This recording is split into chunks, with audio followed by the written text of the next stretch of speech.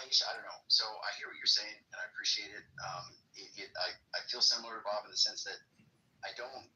There's nothing, there's no baubles or trinkets or anything dazzling about this in the sense, and that's not a slight against you or anything, but it's just to say that this seems like it's very modest. It's being claimed, and it doesn't. I feel like it is extremely incomplete to account for many different experiences that we have, and I have no idea. Like, I don't know. I would feel unsettled going to a position like this as to be the best account of all the data that we encounter. So I wonder. I wonder, Bob, what is your take up there? Matthew, what's your assessment? MJ, I don't know if you're there, but I definitely want to ask you about this, and I'm hoping you'll kind of, maybe say what your thoughts are in a very explicit way, because I'm somewhat gobsmacked. And Narja seems to sign off on this, and Zam does too. Father are same. At first came the word, first intellect. The word became flesh, Jesus. Right. That to angels. This is your model. Yeah. If anything, we've been influenced by. This definitely isn't. Well, that's fine, but I mean, this definitely is distinct from the model of traditional Christianity by far, right? Oh, this yeah. Very you don't like Neoplatonism, then you can just say I don't like it. Well, no. Well, it's not a matter of not liking it. I mean, not complete. You can say it's not. Yeah, I mean, it's certainly. I think it's just not getting all of the. There's a whole bunch of stuff that seems to be not even touching, and like what? I don't. Well, just I mean, when you talk about our moral experience, when you talk about these different desires and longings that people have, purpose, reality, like why is there anything here to begin with? All of this stuff, you could just try to I guess, paper over all of that and just say, like our purpose here would be in this world being its lowest dimension, not because it's imperfect, because it is a dual, because it shows distinction. And Father, or the essence of Father, Son, and the Holy Spirit, don't show distinction. They hold unity. So our entire purpose in this duality is to be unified, is to get closer. Yeah, I think honestly, we got so far, we got so close. That was nice, Bob. Did you like it? What I would say is that, Andrew, all you need to do is just take the final step. Take the final step. Come home, brother. Come to Neoplatonism. Just realize he's already home. He wants the trinkets. He wants the bells. He wants the finery. I'm not even going to take the Trinity away from you. Keep the Trinity. Just say that the Son is eternally dependent on the Father, and the Holy Ghost is eternally dependent on the Father and the Son. It's right already. And then you're golden. What would be the problem between Mother Teresa or somebody putting it out of their mouth right now? What would be the difference between the two?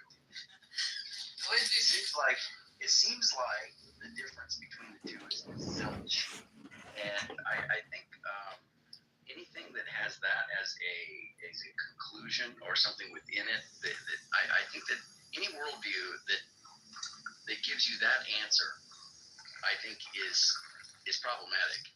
And I don't know. I mean, I don't know. There's many different ways I would address this, but real quick, if you can, Matthew, and I appreciate the dialogue very much. I think I have got a much better grasp of what it is that you're affirming. I just want to know before you do, I just want to understand, because I'm not really clear as to what you're gobsmacked with, because what I've given you is an account of basically what humans call God. Okay, an actual account, an explanatory framework. It's not a full account, because for that you need to read the full arguments for necessary existence and divine simplicity and gradation. But we're not going to do that on Clubhouse, right? But there is an account where we don't need scripture, okay? We don't need to read people's opinions. It's basically following some kind of logic, just like you would with 2 + 2 = 4, right? So it's something that is grounded in thought and reflection and pondering and intellect, not in a particular scripture and a particular language that landed at a particular time in history, much of which we can't even understand the head or tails of. You're comparing the two, and you're saying you're gobsmacked by a rigorous, logical, explanatory framework account versus scripture in a particular language at a particular time in a particular geographical location tens of thousands, hundreds of thousands of years after humans have been around, for some reason just happened to come at that particular time. So what are you gobsmacked by? Like, what do you think is more, what do you think is going to approach reality more than philosophizing? Yeah. Well, certainly Christianity and philosophizing. But let me just say that I think that the thing that you're putting forward, I mean, even if I was an atheist, I would be gobsmacked. I mean, I find it to be just, you want to affirm theism as a term, and you're like, well, I think I'm describing what theists have, are holding to.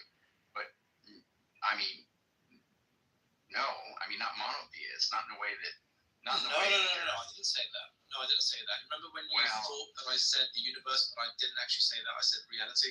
Yeah, I didn't say that I'm explaining close to that. Yeah, but the nuance is so important. Precision is so important. Go ahead and clarify. So what I actually said was that the thing that people want to call God, when you get rid of all of the traditional and the emotive and the symbolic and the reified term language and baggage, what you're left with is we're just talking about existence. Okay, but we're just talking about pure existence.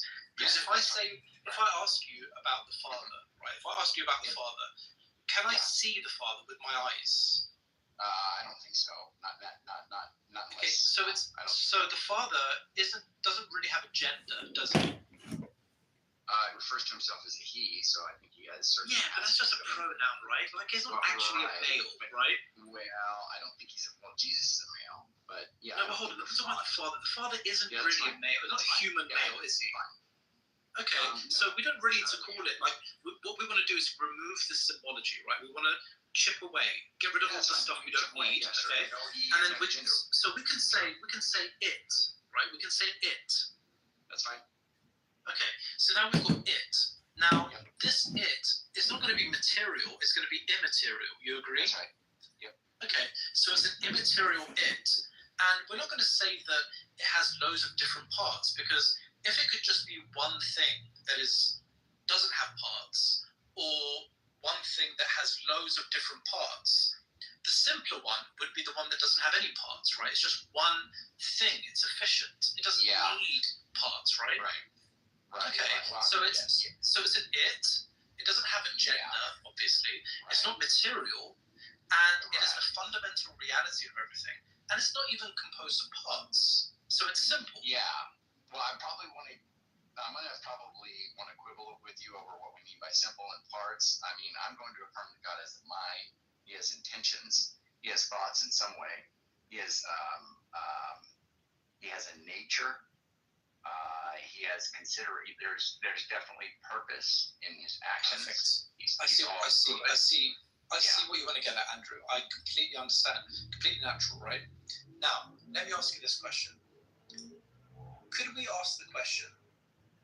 Let's say you and I, Andrew, we're living in Egypt. In fact, before even ancient Egypt, right now you and I are in Central Africa, tens of thousands of years before Jesus and Muhammad, right? You and I are having a conversation, and we're having this conversation, and we're like, yeah, this is amazing. The thing that we think is basically behind all of this stuff, we can say it's it. We've already gone through the fact that it's not a he, it's not a she. And also, it's probably not made of skin and material, right? It's going to be immaterial. And you say to me, well, what do you mean by immaterial, Matthew? And I say, well, Andrew, what I'm thinking is like, you know how sometimes you think about something? Yeah, that thought is not material, really, is it? So let's call it immaterial. And you're like, yeah, that's a good idea. So that I could then cast the demon out. Would you say that would be disqualifying behavior or a speed bump? It is disqualifying behavior at that stage of your life. It's not permanent. He's saying that he triggers that are assholes because they're liars, and he makes them mad, and they get triggered, and El Normo makes crash out. I respect El Normo because he's he definitely has a ton of knowledge. He's an abundance. He's a very smart person. He's lived a life, not to give you too much, Elmo, but I really do respect and appreciate you. And I love when you come forward and speak. You moderate very well on the app, and you definitely speak from experience and knowledge. And I have a lot of respect for that. Thank you, bro. 100%, man. Dang. What, I guess all the women got tired and bored. They didn't want to hear all the niceness we had to say to you. But anyway, people have to leave for their own reasons. I'm friends with Rena in real life. Oh, that's cool. Yeah, Rena's a sweetheart. Oh, yeah. Nah, they only left because Edmund's here. I don't know. I think maybe everybody opened up and they've all moved to that room. That might be it. So Jeff did his thing then, huh? Maybe you might have opened room. I don't know. How did I end up being a fucking moderator? Jeez Louise. Because the mods left and you were the next one. I'm a mod in Cackle's house, and I've got the pink ticket. I'm not even a member yet. Ray by Northrop I will Grumman see you has all just been around spotted. because I'm going to head Once out this is ready, to nobody will mess with the USA. This is Manta Ray, an unmanned underwater vehicle that has been in development for over 40 years. A design inspired by the fish. The Manta Ray is crazy. It can operate on its own for a long time, cover long distances across the world, and carry giant payloads. It's made to run on energy from the ocean, and it can even sit at the bottom of the ocean to save power. With this technology, He's a music producer. He does a lot of like video editing, and like he's very heavily in the music industry. That's the best I could probably say. But yeah, he's a if he really is who he says he is, he's a world-renowned fucking DJ.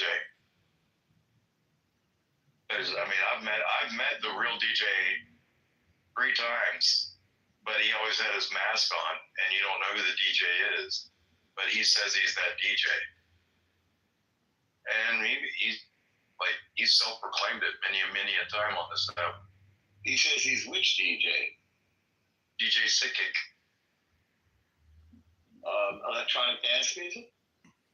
Yes, mashups and stuff. Yeah, SICK. I have a favorite one of those named Solomon, who I read an article about. I like him a lot. What was that? Saint Peter or Saint Paul? Which one was King Solomon? Oh no, Solomon's the name of the DJ. No. Oh, I don't know. I was thinking about. The guy who wore the sexy miners. Look at this guy.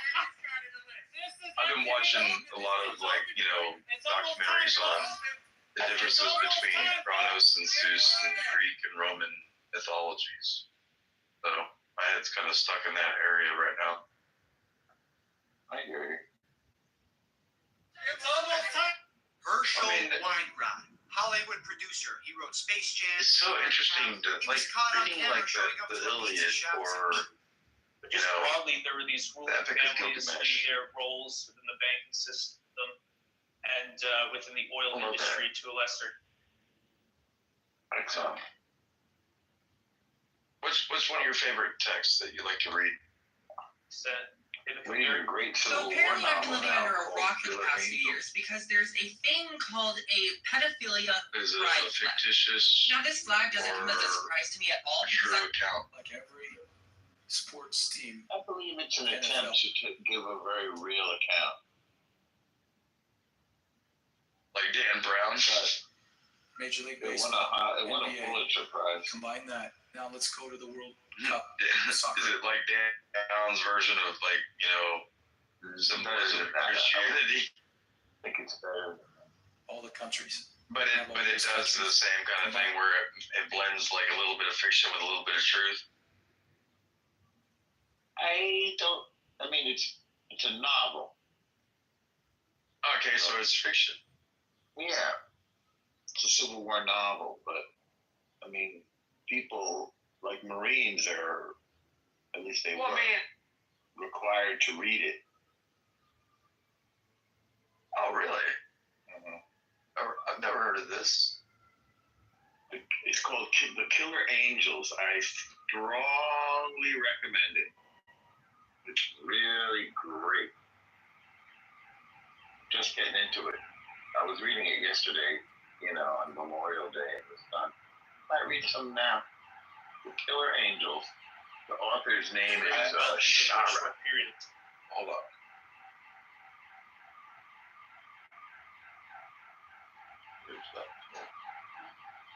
Where's my marker? I'm gonna. I'm looking for the marker to my whiteboard right now. There you go. The Killer Angels by Shara. That's what. Like that little dude, I still haven't found it. Oh, I found my seeds. Oh, cool. I need to go. Art. Deer horn. You have a reputation whether you like it or not. What's Fuck. I'm turning to Sam Kinison over here. You know who Sam Kinison is?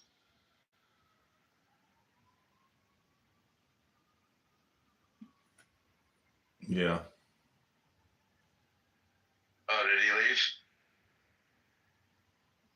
I'm looking and I fucking... Shit, John. You know what he just said? Mm-mm. Ah, fuck. I was gonna tell you to fucking text it to me. Never mind. Oh, Fuck me. the band or whatever? Yeah, that book. The book sounded interesting. But what's good in the hood? Nothing. I'm going to go to the gym at like 10 o'clock, and then I got to paint this coach house. So I'll just be live streaming myself painting all day long, and then I've got to draft an appeal letter to the United States Treasury Department for my sexual harassment claim. They're sexually harassing you? I was called a whore by a 300-pound black woman who was my manager.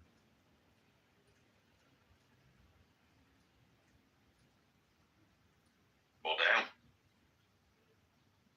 But at that time, I wasn't smart enough to say, "Are you sure you're not projecting, you fat, disgusting pig?"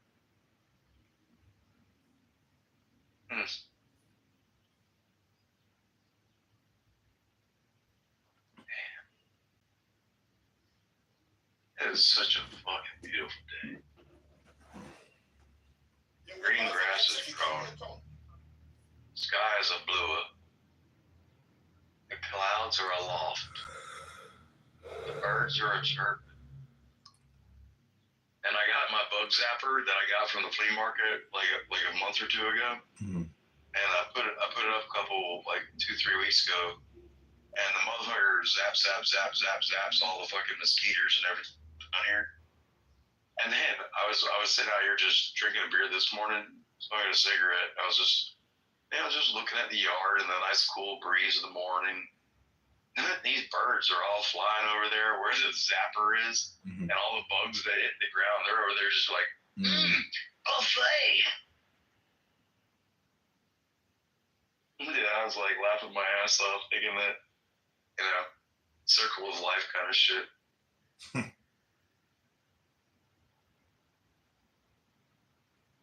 Doc's Place has got the smorgasbord going on.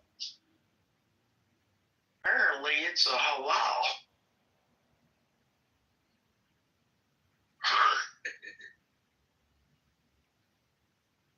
Yeah, man, I get amusement from such simple things.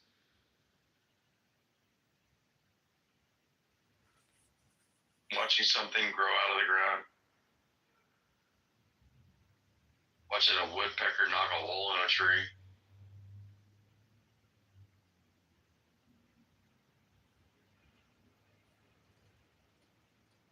Watch mockingbirds be assholes to crows.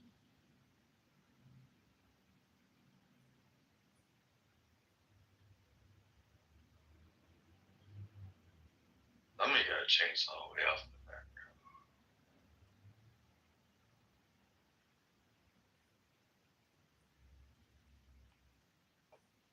So how was your Memorial Day, dude?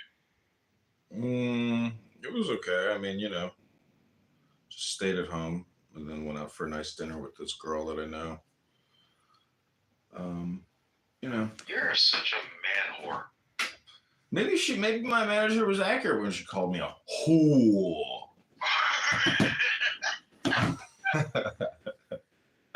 Maybe this complaint, maybe I need to restructure it and withdraw because maybe she was being accurate in her diagnosis. Yeah, but the thing is, like, you know, you have to prove you're not a whore.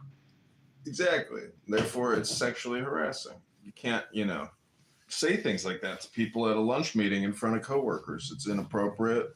And I don't care how many people say she doesn't have a filter. She's got a big fucking mouth is what she's got.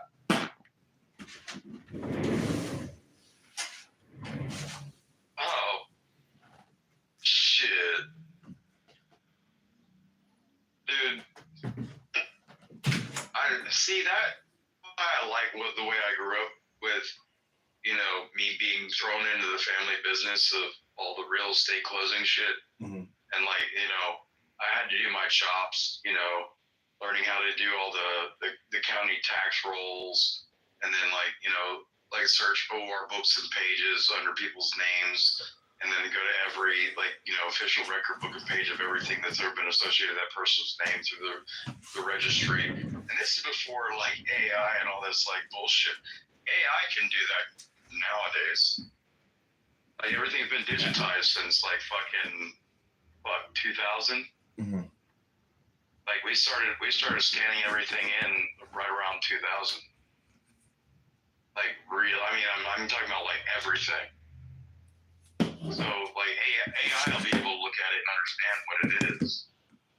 But with AI, what if AI is able to go in and, like, change all the digital footprint of the official record books? Mm-hmm. That's a scary part, because AI will deed shit to people, and it'll be theirs, and people will be like, "No, this is mine." I'm like, "No." I'll be right back.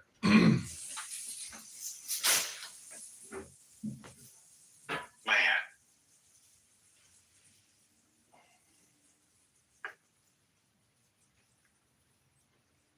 And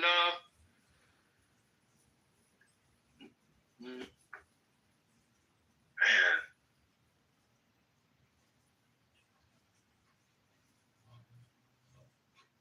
do I want to get that truck down? Take that bike apart?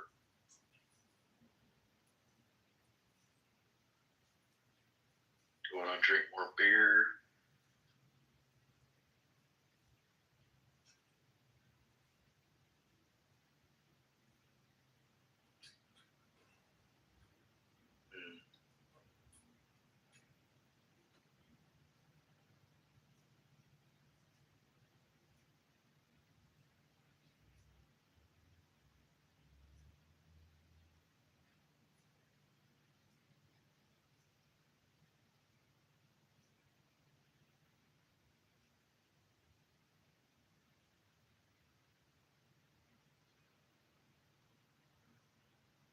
Thank you, God.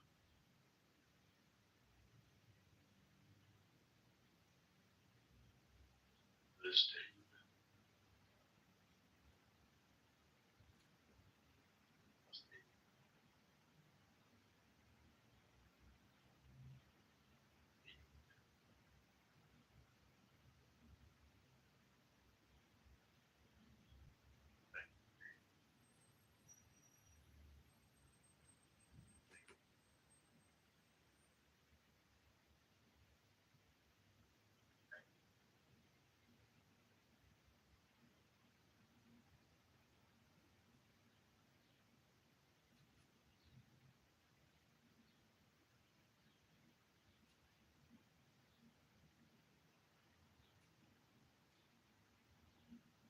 Your will be done.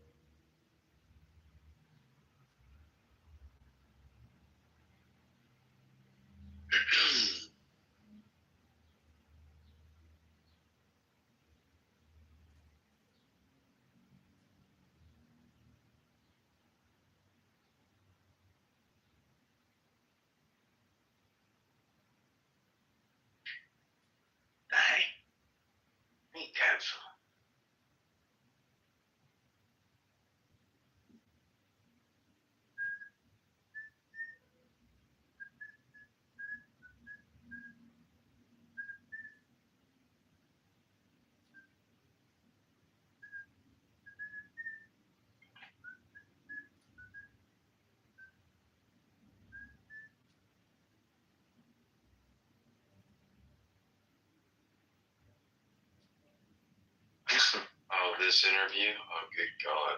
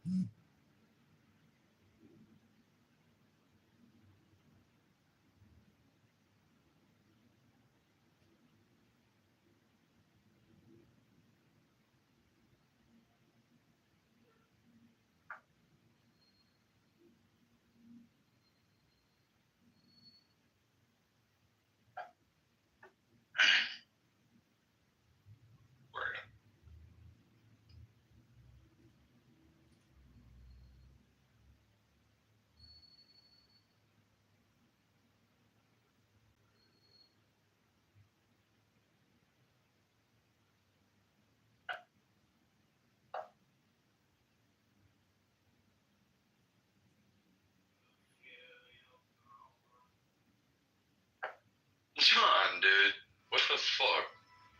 What the fuck are you doing? Painting? No, I'm on the toilet.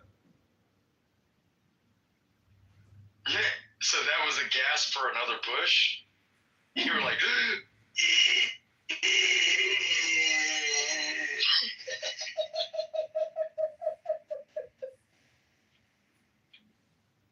this reminds me of being in like in the army. You had like the 12 like stalls side by side, and everybody was in there grunting like a motherfucker, maybe talking to each other. Then people start singing, and we all sing while we're all taking a shit. It's like it was crazy.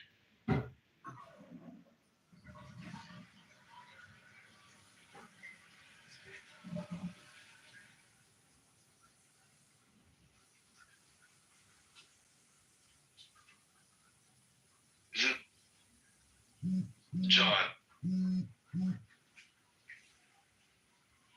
make sure you wipe from front to back.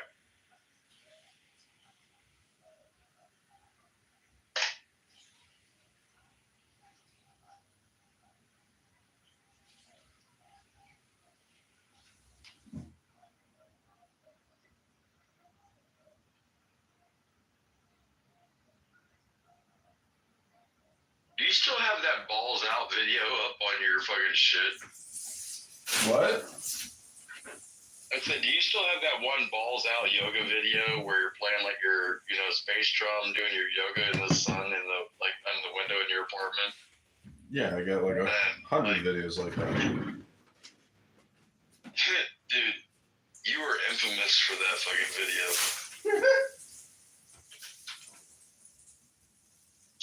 We were literally talking about that in this room about 3 hours ago.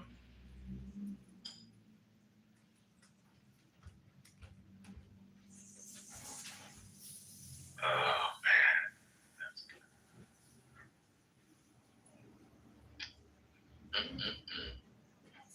Yeah, man. Oh Jesus, Louises, this guy is fucking nutty.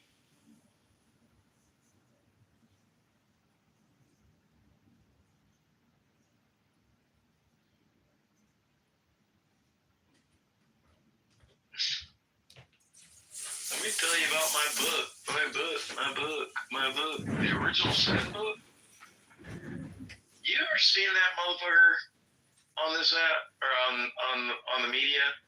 Cool. The news anchor guy that wrote the book, The Original Sin. Mm-mm. And did you see how like Jon Stewart roasted the fuck out of him? Mm-mm. Look up Jon Stewart roasts Original Sin.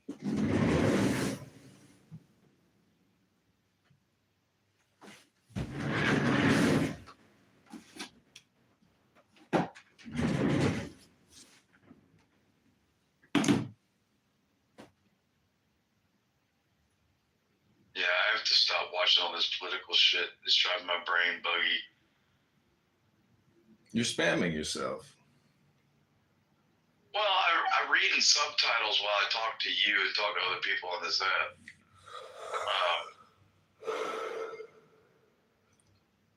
Apparently somebody called me a polymath today. I don't even know what the fuck that means.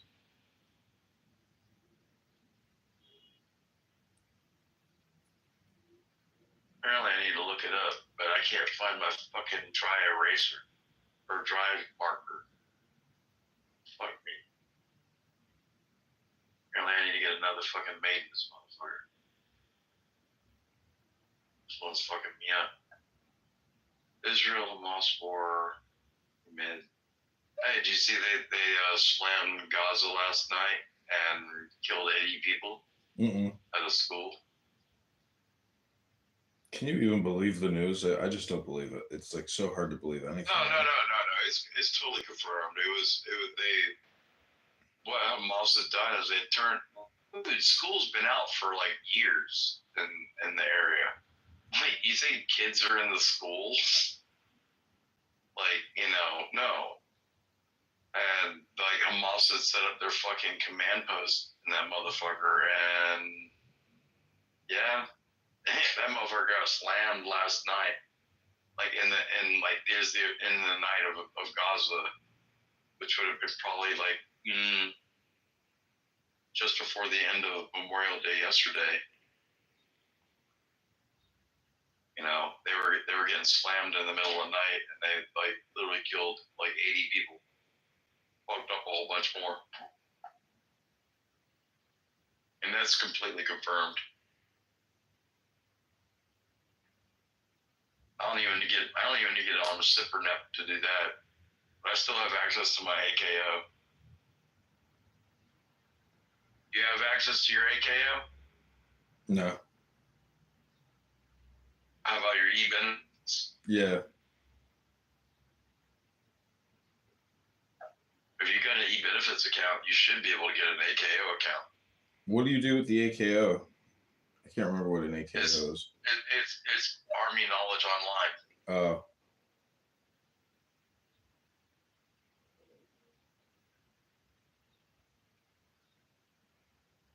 But you'll get like news feeds that are the real news feeds off of like SIPRNet that have been declassified, so you have an understanding of what as a soldier what you're potentially being exposed to currently. When you start seeing a region start popping, you'll start seeing a lot of feeds come across about that region that's popping, and you might want to figure out like how to train your soldiers for that region. In case you might have to deploy. It's the way to be a good swordman. I'm looking at a video of Benjamin Netanyahu in a Palestinian terror tunnel. Oh no, he's in Jerusalem. Never mind. It looks like a terrorist tunnel, but it's actually like an excavation tunnel. What is it underneath, the Temple Mount? Yeah. How many people watched that video and thought he made a fucking, incursion into Gaza? No way. Too dangerous. Dude.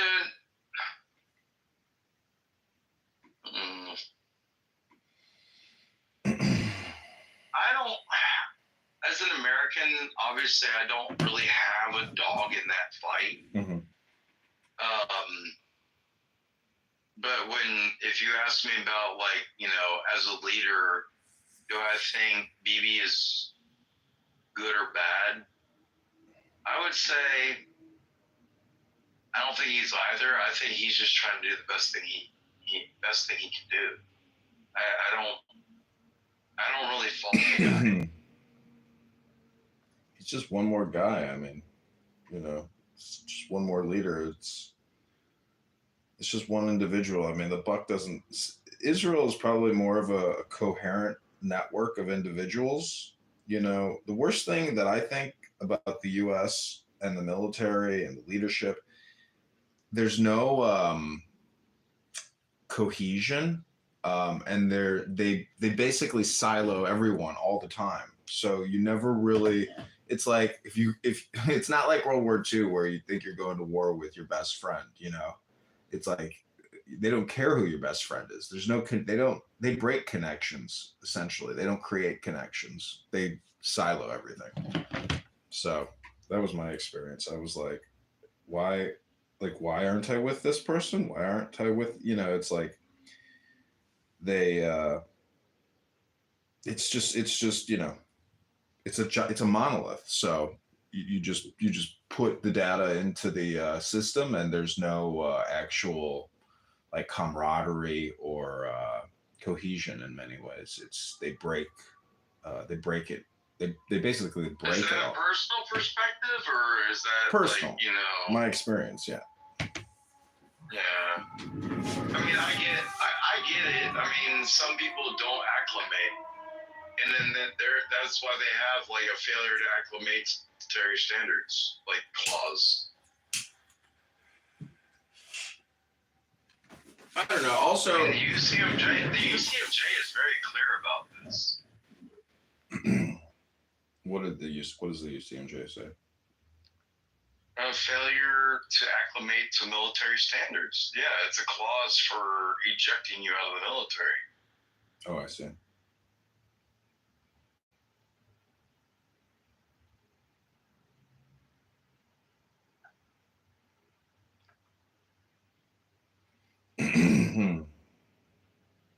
Well, I mean, think about it like this: when the military became integrated, and that was before civil rights. The military did it first. If you were a white soldier trying to, oh Jesus Lord, yeah, I hear you. I only got one. Damn it. It's all right. One. This is my water delivery. I get spring water from North Carolina. Is it for drinking water? Yeah, you just throw it right there in the shade, sir. And appreciate you. All right, thank you, sir. Yes, sir. Have a good day. And your water is the best, by the way. My dogs love it. I said your water's the best. My dogs love it.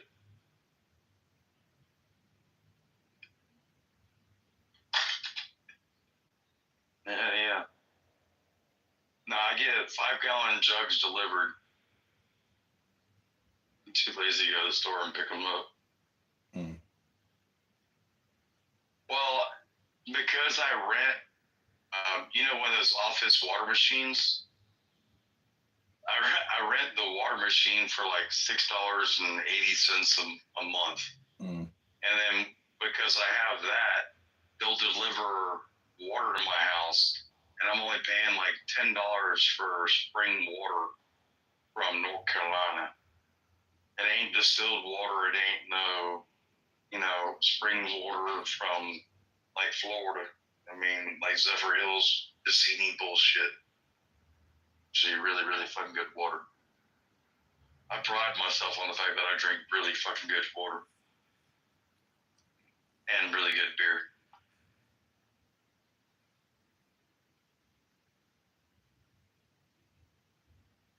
Dude, I drink more than a gallon of water a day. You can't drink this much beer and not.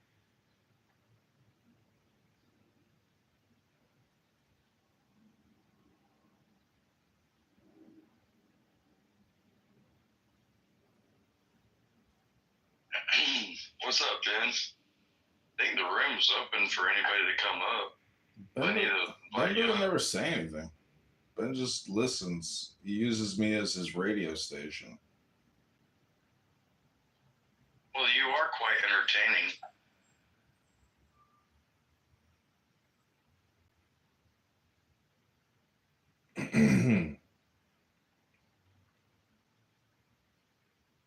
But yeah, man, my dog drink good water. I drink good water. You just watch my channel.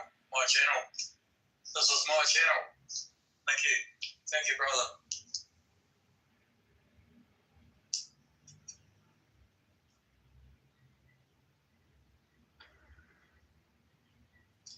Is this Elmo?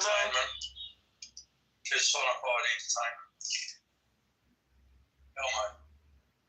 Yeah, you sound like Elmo. The Tao that can be told Probably is not the eternal Tao. The name that can be named is not No, the eternal Elmo is name. my. The nameless is the beginning of heaven and earth. The named is the mother of 10,000 things. Ever desireless, one can see the mystery. Ever desiring, one sees the manifestations. These two spring from the same source, but differ in name. This appears as darkness. Darkness within darkness. The gate to all mystery. Under heaven, all can see beauty as beauty only because there is ugliness. All can know good as good only because there is evil. Therefore, having and not having arise together. Difficult and easy complement each other. Law. My social calendar forced me to rely on takeout. Factor helped me take control over what I'm eating and spending on takeout. The way the world is going, today's sponsor, Ula, to support them, are to hereby get 20% off your first. Zoe's free to call. Appreciate it. Oh, I appreciate you having me. And they told me, not that they ever tell me much, and I like it that way, but that you don't drink, so. No, but I'll have a shot or two with you. I can't tell you. I can't tell you how often this happens. I said it last week, I think. Like, somebody was here, and it's like, you know, the handlers are always like, well, you know, he's recovering, and he doesn't want to be around smoke, and he doesn't drink until play. And then they're like, hey, bro, why aren't you passing the joint, or can I have a drink? Or Yeah, I'm not like, I just don't really drink because it doesn't, you know. it's smart. It's the worst thing for you. I'm kind of health terrified. You know, What does that mean? I try to, you know, every day I have a pretty intense schedule. I do a morning show, then I skate. I'm filming skating with my crew, Yeah. and so I'm trying to make sure that every day I'm going to be at 100%. So You're like Brian Johnson without a perfect penis. Oh, all right. You know who he is? Are you referring to the guy who did steroids, or the guy who's doing the weird medical treatments to? The guy who wants to live forever. Yeah. Yeah. But you know about Liver King too, right? But who? Liver King. I've heard that. Who is that? What is Just that? super ripped guy, and his Liver name is King. also. I think his name is Brian Johnson as well. Whoa. Yeah. Maybe that's the secret. Doing steroids. But what does the Liver King do? He does something with his liver to make him live forever? Eats it. He eats liver. I think that's what his thing was. I didn't really follow him. Not his own, you're saying? No. Oh. Well, but I think his whole shtick was he eats like raw meat and claimed that would make you ripped and manly, but he was doing steroids. So. Well, he was. Yeah, I mean, I don't know, man. Well, that'll make you ripped and not manly because it makes your arms bigger and shrinks your balls. So I hear. I mean, like, I never understood that kind of a trade-off. You know, like, okay, I want to excel at this, I assume, so I can get chicks. But then when I get them, my dick, I've got a mushroom dick, you know. Yeah. There's so much weird stuff now. Like, I've had guys talking about, like, peptide things they take and HGH. Yeah, I'm just like, I don't know, man. I'll get old. That's what I'll do. I agree. Yeah. I mean, I had this actual discussion with Joe Rogan on his show, and you know, he does the exogenous creams and stuff, and just I think he's pretty upfront about that, and it's legal. I mean, it's not. We're not talking about steroids. We're talking about testosterone cream. Yeah, but I mean, testosterone does decrease as you get older. That's a fact, and of course that makes you, especially if you're a male, only if you're a male, I guess, with testosterone, less healthy. Just ask Joe Biden. Oh no, too soon. Sorry, we we wish you well, Joe. So, I said, yeah, that stuff is scary to me because anything you do that the body isn't doing naturally always has the possibility of some bad repercussions. Yeah. And like, if you had like cancer cells in your body, and we all have some, sometimes you do something to make you healthier and it soups up the thing that's not healthy. And he had a good answer though. I said, I'm afraid that this will make me unhealthy. And he said something like, well, I do it because I'm afraid to be unhealthy, which is, I understand what he's saying. Without the proper amount of testosterone, your health does suffer. Yeah. So he's putting it back in. We don't know. That's the thing about medicine. We don't know. I think it's also bad for your heart, though, isn't it? Testosterone. I'm sure it's bad for a lot of things. Look, if it's bad for your balls, it's got to be bad for us. I mean, I just go by that test, wouldn't you? I mean, it's just I feel like sometimes the people who know the most have the least common sense. Perhaps. I mean. Yeah. One thing that I've been dying to tell you, given the chance, is, I do this talk show, I do this news show 20 years ago. I know. Well, it's your fault. 20 years ago, every Friday, me and my friends are hanging out at, shout out to Roger and my boy Brandon, who works with me now. Where is this? Chicago. And they were stoned off their asses, passing the joint, blowing pot smoke into an iguana's face while we watched Real Time with Bill Maher. No. And, I was 18 or 19 years old, and that's what we did every Friday. That's so cool. Watching your show. I love it that they were blowing the pot smoke. And the iguana loved it. Who did? The iguana. It loved getting stoned. A real iguana. And literally, there was an iguana, and then one day, I guess the iguana got out and started eating their pot. So it was like, this is not a good thing, but also kind of funny. Animals do. I mean, I remember with my dogs, not that I would do it on purpose. But, I would not blow smoke in their face. I'm a PETA board member, for Christ's sake. So, but like if I was smoking and not thinking about it, and the dog was sitting next to me, I would see him trying to bite the air. So that told me something about it. Unlike testosterone, I used the common sense yardstick, and it told me that the pot is not bad for you if the dog is trying to eat it out of the air. Did you mix your tequila? I don't want to. Yes. I think you said shot. Did you want it? Oh, I'll just sip a little bit and then wash it. Okay. Oh, that's good. What is it, do you think, that is making people so mad at you? Fake news. Well, that's very general, Tim. It is, but fake news. What do you mean? It? I mean, I saw things. Somebody sent me. I don't know why they send me these things. Like the other day, it said, I mean, I'm not even on any of these sites, Facebook, nothing, Instagram, wouldn't know how to get on it. It was Bill Maher's old girlfriends. And it was just like a cavalcade, some of which were my old girlfriends and some of which were just completely pulled right out of their ass. So, fake news, my point I'm making is it covers a lot of territory. For sure. It's there's a hyperpolarization happening among the younger generation that's substantially more pronounced than the older generation. And the younger generation is substantially more considering violence than the older generation did. So when you look at the polls, it's really interesting how the polarization expands. I can see that. Yeah. So, I would say the bulk of our viewers are probably in their 30s. So we have 18-year-olds too, but they're a smaller percentage, but basically 25 to 54 who watches us. Right. Got a lot of people in their 30s. And what ends up happening is, and this is true for people on the left, the right, doesn't matter who you are, someone's going to take something you said, it's going to be pulled out of context. Of course. And then it makes people go nuts. So ED has affected my confidence. I found him. The app is easy. I know that I'm going to be good.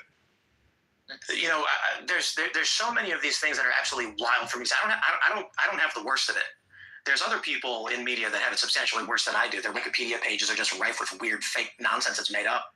I mean, I just don't feel like anybody in this country can even presume that what people think about them is anywhere near the truth. And if you do think that, You're very naive, and people are just going to want to believe. Somebody told me just the other day that, speaking of girlfriends, this one is it's funny. This one wasn't in that list, but they could have put it there. But they were out to dinner with a few people, and this person said that I used to date Ann Coulter.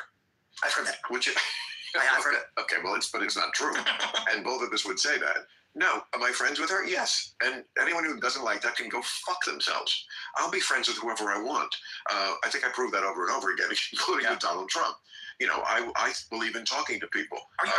But it's not like I've ever, to either one of them, given an inch on what my beliefs are. It's not like I'm taking it. I just think we need to talk to each other. And anyone who doesn't want to do that. But, you know, this idea that the image that people have of you is anywhere near what you really are, yes, that got way worse in the internet age, but I think it was almost always thus. Absolutely. Yeah. It goes both ways too. My fans think they know me based on seeing my face for, well, to be honest, I do like 5 hours of recording a day. But those that watch, they watch several hours a day, and they think this shows them everything about me. Right. And to be honest, the people who watch me are much better informed as to who I am than the people who don't. But they still have this, probably, rose-colored glasses view of who I am and what I represent and stuff. So better. You say rose-colored. Yeah, they're fans. And so they... But sometimes fans, I mean, about a month ago, during my monologue, this had never happened in over 600 tapings in real time, but during my monologue, I see a guy in the audience with his phone out taking a picture of me. And I stopped the monologue. I mean, I walked over and I said, what the fuck are you doing? There's no taking pictures here.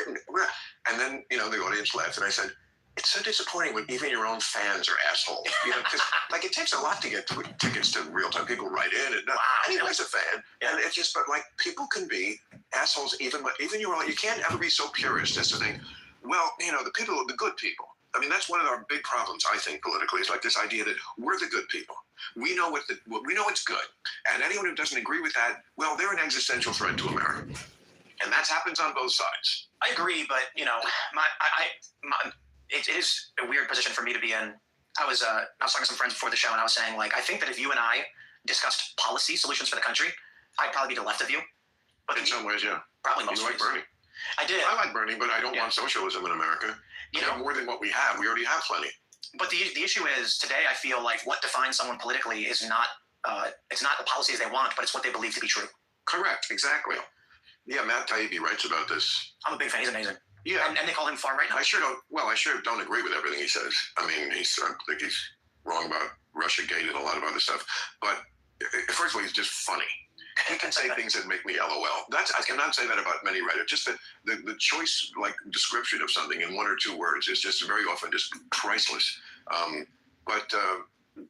What were we talking about? Why did I bring up Matt Taibbi? What did he say? What makes someone liberal, conservative? Oh, yes. He writes so well about this and about how the modus operandi of news organizations used to be informing the public, and then it became audience stroking. How can we interpret this thing that just happened in such a way that our audience will give us likes? Yep. I like that. I like you said it that way. I like your point of view because that's what I already think, and I hate them, and so I like. He's right. He's right. Yeah. No, and it's just. I worked for ABC. Started ABC New Division did a joint venture in 2014 called Fusion, and I was at Vice, and I moved over there, and then they told me that the new trend was going to be called mission-driven storytelling, and I said, "What does that mean?" And they said, "There's no such thing as objectivity. Everyone is subjective. So we're going to tell the stories that our audience wants to hear." I had a meeting with the president, and he was talking to me about this, and I said, "Does that mean if there is a news story that is true and important, we would choose not to report it because it might upset our audience?" And he said, "Yeah, I think that's fair." The company went bankrupt. They fired everybody. But this wasn't unique to them. They were chasing the trend. One of their marketing guys told me explicitly, we want to maximize shares because we have to maximize views. We have to maximize views because we've already sold a set amount to the advertisers. One company bought 500,000 views from us. We don't complete that contract until those views are delivered. How do we deliver them? Angry moms. Middle-aged women who are angry share more than anyone else. So we're going to write stories that do that. That's actually what he told me. So it was social justice. It was racism. I just pictured my writers all guffawing just because, I'm always I've had a writer's room since 1993, politically incorrect. That show went on there. So I was a little kid. I'm sure. And it's, the joy of my life. One of the great joys is having a writer's room. I've said this before, but Paul McCartney once said, I'd rather have a band than a Rolls Royce. And I'd rather have a writer's room. but a writer's room has always been me, the Bachelor, and then like 10 guys who were married, and I'm always making, like, just in the room, this is not going to be on the show, but like always just making jokes about marriage and how they don't get laid and they don't get blown. It's like it just never. Telling you don't get married. Well, they're just, it's everybody does it. I watch TMZ every night. The guys, the people in the the gallery that Harvey talks to, it's the same thing. They're just endless jokes that are made about how much marriage sucks. But if you say a bad word against it, like, you're the crazy one. You're a newlywed, right? I am, yeah. But I think awkward.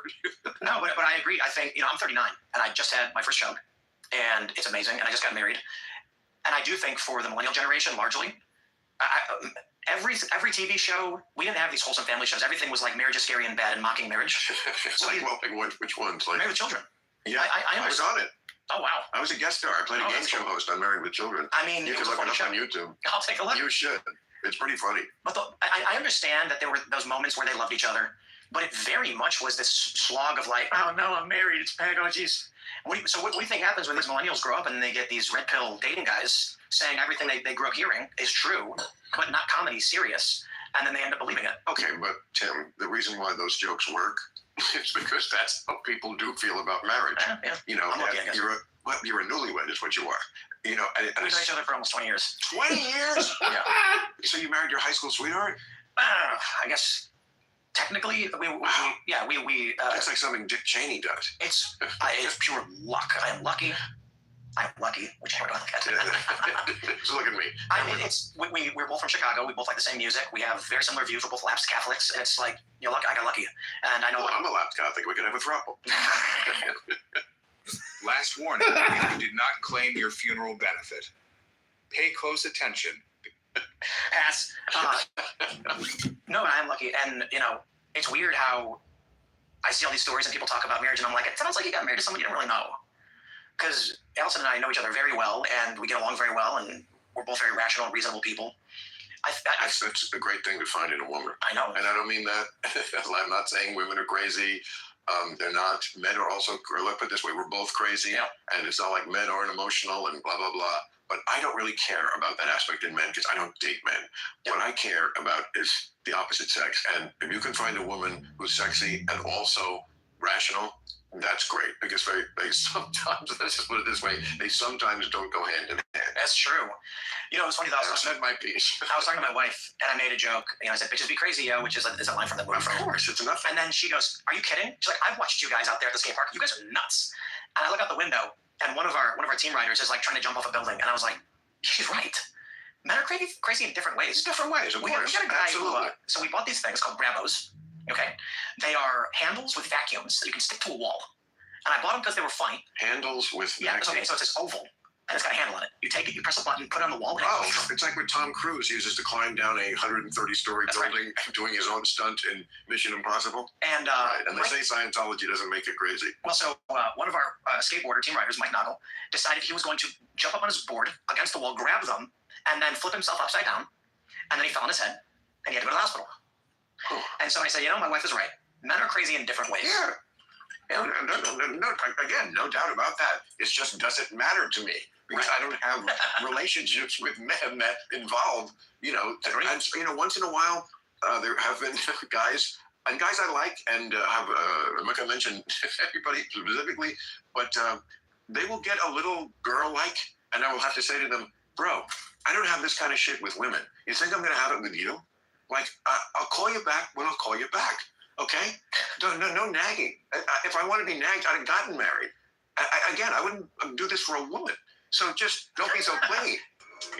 The way the world is going, everybody could use therapy, but mental health professional. Rule matches you heard about them. Take off your shoes. You could have an invisible belt look. Get your hands free. Find them in shoe stores. So how's your wife like West Virginia? I think she likes it.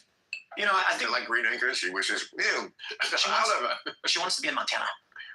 Wow. Yeah. And Montana? Anywhere.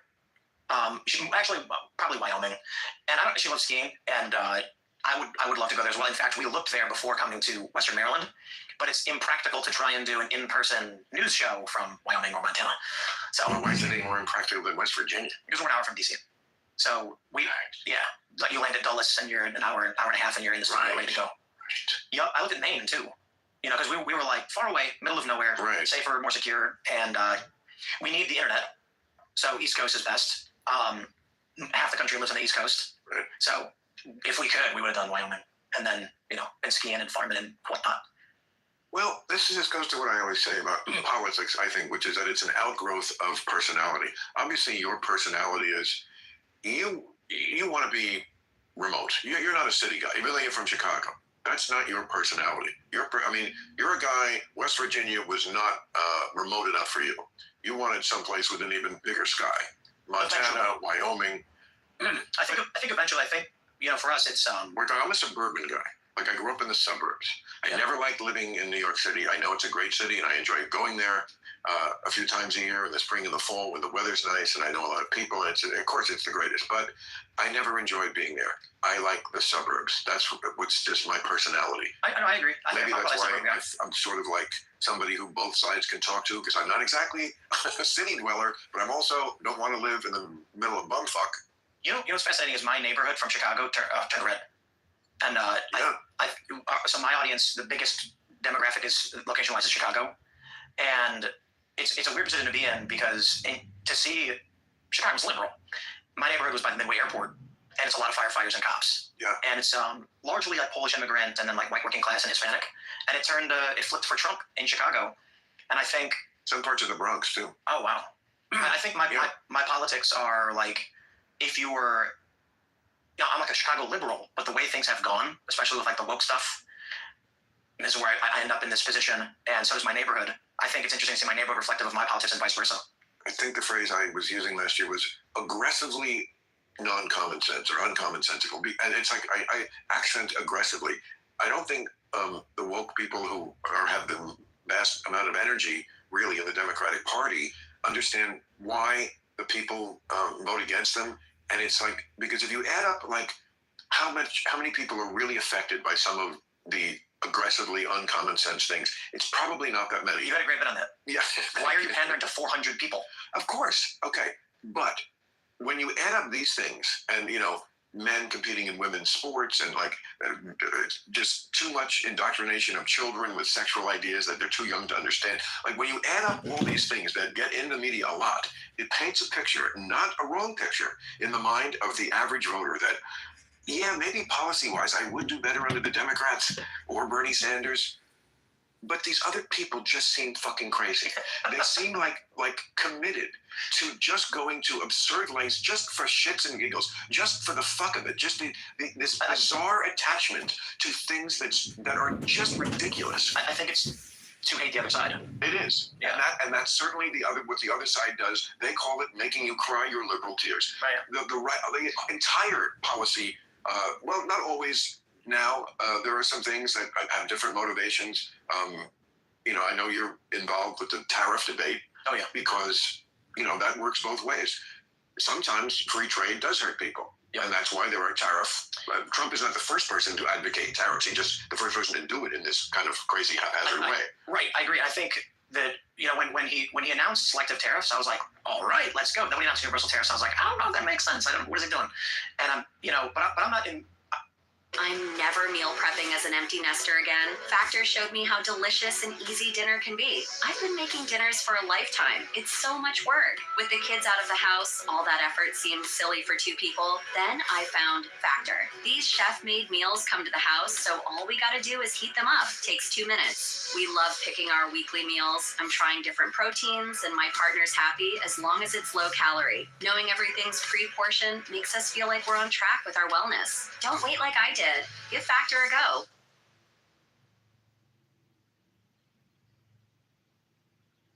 At Mint Mobile, we're always looking for innovative ways to save you money, so you can keep paying $15 a month for premium wireless. That's why instead of hiring an expensive director for this commercial, we found someone willing to work for candy and approval. Hey, Daddy, sweetie, Daddy's face is up here. Okay, there you go. All right, no, too high, honey. There you go. Hey. Nap time. So embarrassing. Sorry, guys, this one's on me.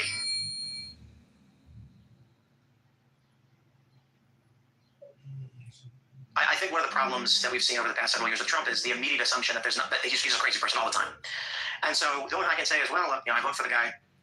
I think this is probably doesn't make sense to me, but I'll see what happens and we'll see if it makes sense. Selective tariffs, I think, do make sense. But I do think that the way the Democratic Party has handled opposition has guaranteed the kind of Trumpian politics. Well, I'm sure you heard about my little trip to the White House. Absolutely. And thank you. And the thing that upset the far left so much, these same people who believe in the crazy things I was just mentioning, and the ones who really hate me, they really found a new reason to hate me, because when I came back and gave my report about it, among the things I said, to your point about everything isn't crazy, was, I think, word for word, a crazy person doesn't live in the White House. A person who plays a crazy person on TV lives in the White House. Yeah. And they found that very triggering. But again, as I said many times during that piece, I'm just going to tell you the truth. I didn't vote for him.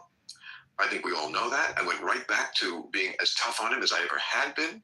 So I wasn't seduced, but that was my estimation.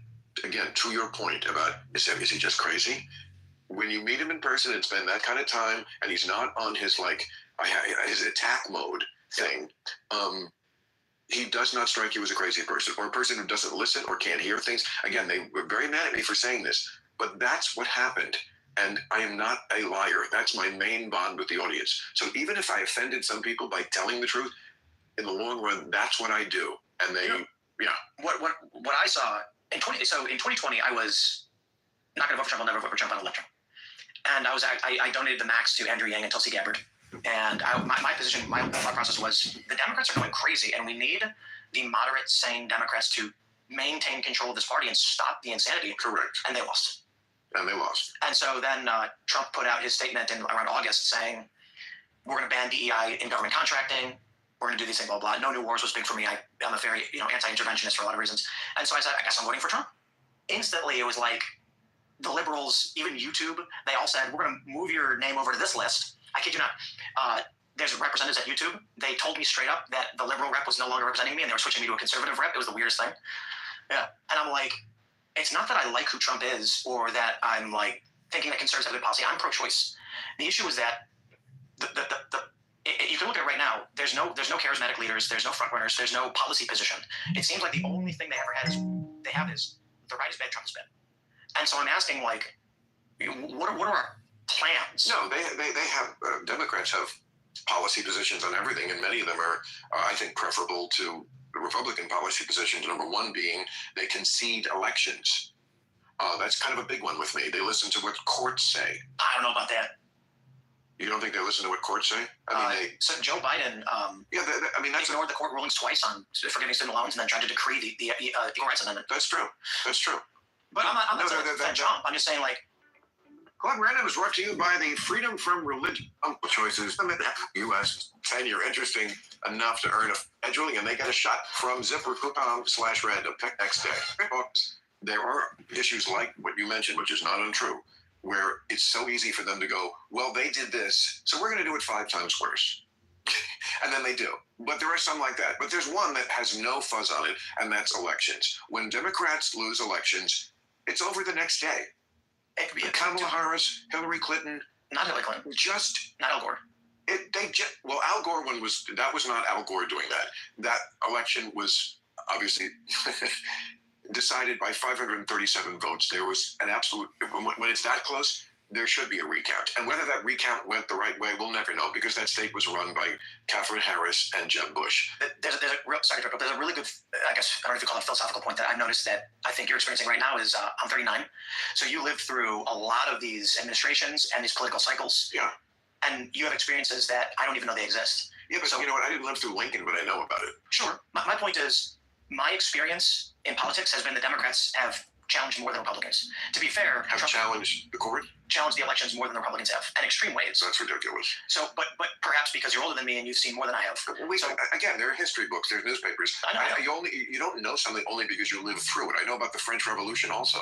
My point is, you could know about this. Indeed. This is something that people your age say all the time, and I've made fun of it before. like it's like if I wasn't alive for it, it didn't happen. I don't have to know about it. But No, I mean, okay, but I'm saying that in 2016, I didn't vote for either Trump or Hillary, and then I got 3 years of Trump is working for the Russians. he was not working for the Russians. Jonathan Chait went on MSNBC and said he may have been a Soviet asset since the 80s. Well, and so for me, I'm like, I'm out. This is crazy. And so, like, understand, and I'm not saying you're wrong about history. I'm saying that experiencing a political cycle over years is different from reading the condensed history books, which of course I do. So to live through 4 years of a president, their term every single moment, the history books gloss over most of those experiences that we don't have as young people. So I have people on my show who are 25. And one of the people who works for us says, nothing ever happens. She's 24. And this is like a Gen Z thing. Nothing ever happens. And I said, are you kidding? The past 10 years have been nothing but happenings. Yeah. Here's the issue. When she was 14, she was paying attention to politics. When she was around 20 years old and started, this was the natural state of politics in her experience. So this is basic. This is normal. And for me, it's crazy. And I think for you, it's crazy. But they grew up in this and they've normalized it. So my view is this. Not to say that you're wrong, obviously. My point is, when I watch the Democrats accuse Trump and Manafort and Carter Page and all of these things, especially when they fabricated evidence against Carter Page, I'm just like, wow, I can't believe the Democrats are going to this length to deny an election. You're watching a little too much Fox News or somebody who's slanting this a certain way. I mean, Paul Manafort was sharing polling information with the GRU. Is your boyfriend struggling with ED? Let me tell you my boyfriend's secret. It's hard men's by hims. Agent. Did you know how they found out about that? How did they find out about that? Ukrainian government officials shared with the Democratic Party. Politico reported that. So you have this Ukrainian interference in our election as reported by Politico. And I look at that and I go, wow, the Ukrainian government sent incriminating evidence to the Democrats? Crazy story. Then they claimed But it was true. Indeed. And the issue is, why wasn't that a scandal? That the Ukrainians were interfering in the election? Let's not get, because this is a friendly thing, let's not get into the weeds on like the Russia thing. First of all, it's like 5 years old, so people are bored with it. Okay, but I'll just say this in general. It would be hard to argue with it, I think, but I'll just say it and maybe we can just move on. Whatever it was, I don't think Trump was a Russian asset. Don Jr. at one point said, or maybe it was Eric, we do get a lion's share of our to the company from the Russians. So there was obviously a lot of involvement with the Russians. Trump was asked at his first press conference, and he said, I have no dealings with the Russians. It's a total, complete lie. They had nothing. It's not illegal. It's not, but it's it just looks suspicious to say, I don't know anything about the Russians. And they're like, I don't know anybody who's talking to the Russians. Everybody in the administration, Michael Flynn was prosecuted for it, was talking to the Russians. He said on TV, Russia, if you're listening, I want your help with something. Okay, whether you think that's good or bad, it was completely unprecedented. So, like, the idea that he should not have been investigated for, there's a lot of smoke here with Trump and Russia. To me, okay, I'm sure they overdid it as everybody overdoes everything, but there was a lot of smoke, enough to investigate, and what he was asking another country to do in our elections publicly was unprecedented. We always had one rule in this country: we're going to go against each other. Yes, Republican, Democrat, we'll do whatever it takes, but we don't bring in ringers from outside. Ukraine. What they brought that in the same election? I forgot the name of the woman. This is on Politico. You can just read their story. It was I can't remember the guy's name who reported it. Now it's possible that, again, there's always some version of it on the other side. It's just not as egregious, I think. They're accusing me of working for the Russians now, and this is, or they tried. And so here's the story. I get contacted by a conservative personality. I've got 3 shows that I host, several that I have staff that host. One of them is called The Culture War. Right. We produced it for 2 years, Friday mornings, similar to this, sometimes debates. And I was reached out by 3 different companies who said, we want to license something you're doing. And I said, we do our own internal ad sales. We don't need a license. Some offers were made. Some of them were really good. And I said, I'm not really interested because the ad sales I can generate exceed your licensing. So I get reached out by this company in Tennessee from a well-known, prominent conservative personality who works for one of the big companies and said, we've secured an investor. We want to license the show.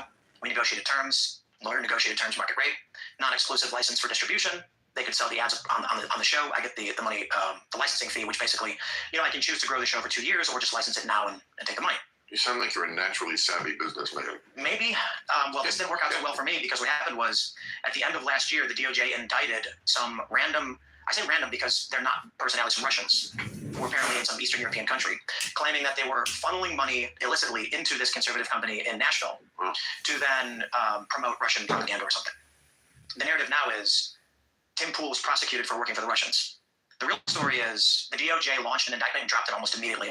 with no evidence, accusing a conservative personality of illicitly taking money from the Russians without evidence, destroyed the company, destroyed their lives, and then impugned the honor of anybody who had done any license agreements with a Nashville-based company. Well, you really hit people's nerves. But I didn't do anything. I tell you what I'm not going to do is show up unannounced at your door in the middle of the night. Hey, you know, we'll be like Sonny on the Causeway. You know, it'll be the end of Bonnie and Clyde. I'll just be like riddled with, yeah, boy. It's a crazy. You got to take it as kind of a compliment. People care. That's true. If not, you know, I don't know. But does it make your wife nervous? Does she hate it? Does she like, get out of the game, man? Yeah. Oh yeah. Get out of the game. Yep. Really? And what do you say when she says, get out of the game? Yes. You do? You're gonna get out of the game? So no. Yeah, last October, I basically was just fed up. What's the game? With politics. The game? Absolutely. And I said, you know, before I started doing my nightly show, I work 16 hours a day plus. I was gonna say you got so much going on. Maybe just cut back. You know, less hours, more guns. Maybe. Here's the problem. And I know that you can relate to this. I've got employees, I got staff. Do you know you can have a harpoon legally in some states in this country? I like that. In case you're attacked by a whale. But if I stop, then I gotta fire everybody. Well, you know, I mean, that's a noble thing, and I've heard it before from people, and I always think it's bullshit. It's like you're hiding behind that. You really want to keep working, because you know why? Like, you achieved a big thing. You know, you're a big success. No one saw it coming, including you, right? Did you think you were going to be this when you were 15? In some form, yeah. Oh, really? Okay. Yeah, I'm a good piece of shit. But doing this exact thing? Or close to it? Close to it. Yeah, I'm the same way. Yeah. I knew I was going to be a comedian before I was 10. Yeah. And then I imagined, I mean, in my day it was Johnny Carson, so I imagined being that, but it morphed into more, no, I think a political talk show, but also a gregarious, charming host would be, you know, a great combination. I think people who claim otherwise are lying. Not always. But come on, you didn't try your hardest and grind your fingers to the bone to get here thinking you weren't going to do it, you know? Oh, exactly. You did everything. Like, I'm sure you're doing this and to keep your staff employed, but really, you want to do it because, and why wouldn't you? You're 39. If you quit now, man, first of all, you're going to regret it because, you know, once you quit, can you get it back? Yeah. But audiences move on quickly. Yep. Quickly. They do now, too. No, I'm saying, well, they always have. Yeah. Like when you go, you think you're so indispensable, and this is anybody, and you're not, because there's always people wanting to take your place. You know, I mean, and it happens no matter what. You can be at the top of the heap. You know, just me sitting here right now. You know, imagine making $453,000 in a single month as an affiliate marketer without relying on Google, Facebook, or ClickBank, or creating new accounts on Pinterest, Twitter, TikTok, or Instagram. This may sound like a big claim, but I'm here to show you how this is possible in 50 seconds. Hi, I'm Adam Charrington. I've been an affiliate marketer for over 20 years, and I'm the founder and CEO. With you, you know, you have like, I would say that real time. From my circle, I don't know, but I feel like it's the most consequential political. I appreciate that because it is, even though the problem is that the most of the most influential media is controlled by that far left that hates me. Yeah. So they will never give it up to me. But they will never like write about it, say that. Nobody ever covers it. You know, it's just like their thing is like, even though the audience is always there, and almost always in much bigger numbers than the things they do cover. One of the biggest videos we have, I think, is us talking about what you said. but here's I said that it means so much to me because like it's not always good things we're saying. Yeah, but at least you're watching, right? And you're allowed to be wrong. Yeah, I say similarly, but you know, my point is like there are people that I bring on my show who are like in their 20s, like I've been watching you for years, and I'm like, one day you will be sitting where I am, and I'll be retired, and I don't even care if everybody agrees all the time. It's just that. It's about, and I think you would say the same for your show, it's about taking you seriously. It's about having the credibility to have them listen to whatever you're saying. And then you can say your thing. But usually they know, well, maybe he's not completely wrong about that one. You know what I'm really interested in is Real Clear Politics put out this aggregate polling by decade age. I don't want to say demographic because it was like 18 to 29 and it was like 30 to 39. Yeah. And only one bracket was anti-Trump. And it was 70 plus. And then I saw that. Gen X was a tie. And then there's I really want to talk to you about this too. They're saying that Gen Z is becoming more Christian. Yep, heard that too. Right? Heard that too. I'm wondering what's going to happen in 10 years. The boomers are going to be moving on, passing on. I'm not trying to be crass, but it's true. We're retiring. You can say dead. They'll be dead. Yeah. And what happens to politics in this country? Not me, haters. Bill's going to live forever. Fucking haters and clickbaiters. The pot and the booze going to make you young. I mean, do I look like I'm at death's door? No, you're pretty good. I mean, do I act like it? I've never missed a show, except the two they forced me to miss when I had COVID. Wink, wink.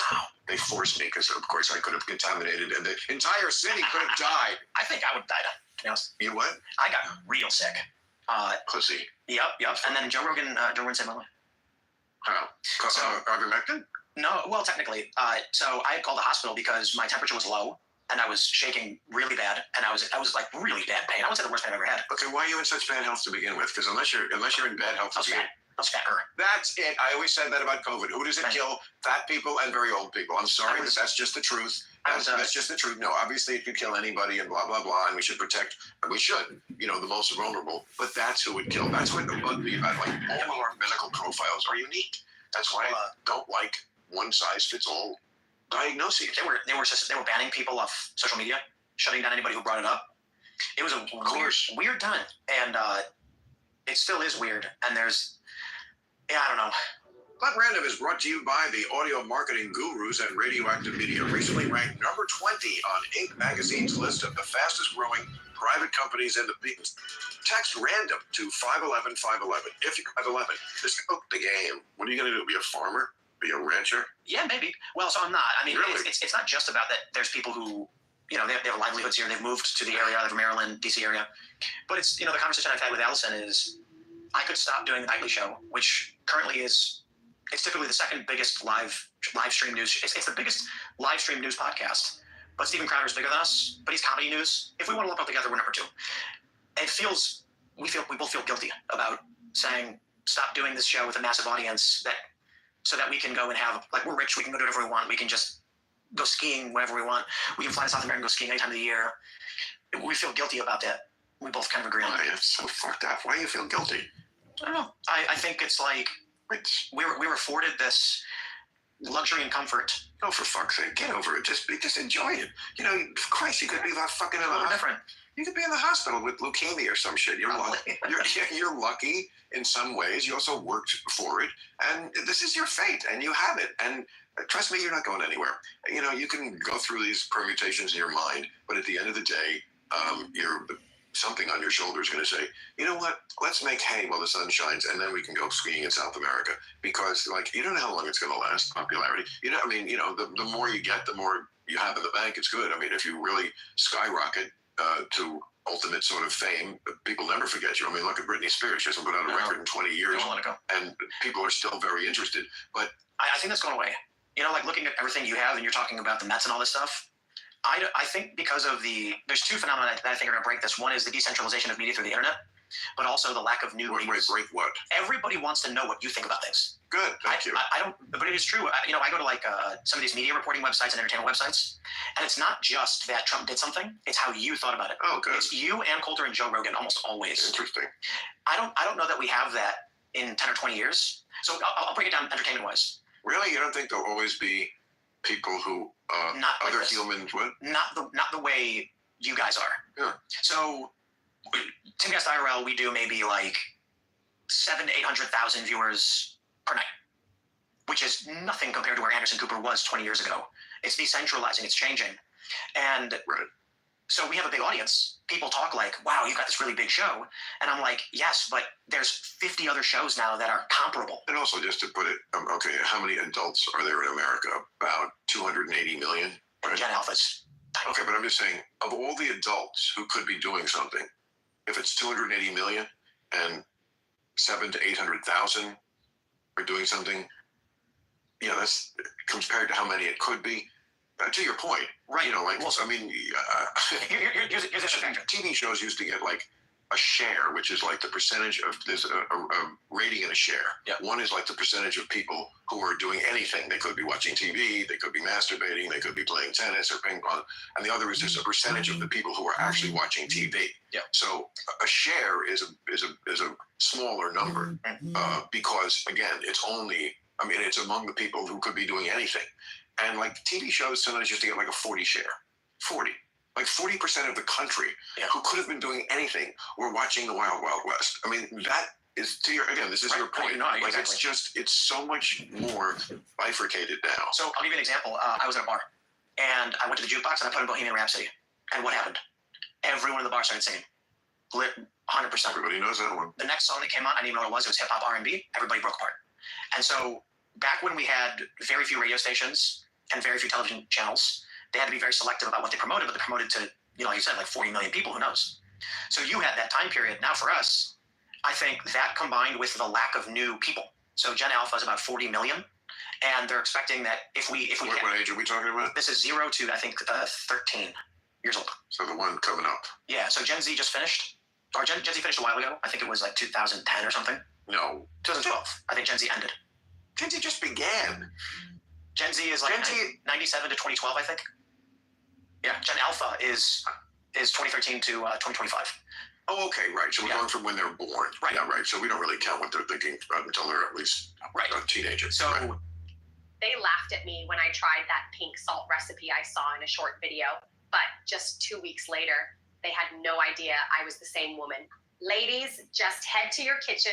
Gen Alpha is 40 million. Right, it's expected to be between 40 So millennials ended at the end. They're like from 1980 to 1996, I think. Okay. Yeah, 81 and 96. It depends on which chart you use. Right. But there were 80 million millennials, and there were actually, no, I'm sorry. And that's you. Yeah, 72 million millennials right now, 69 million Gen Z, 40 million Gen Alpha. So talking about share, if in 20 years we're looking at Gen Alpha and Gen Z, the dominant generations, there's substantially less of them to buy products, to buy tickets, to know who you are.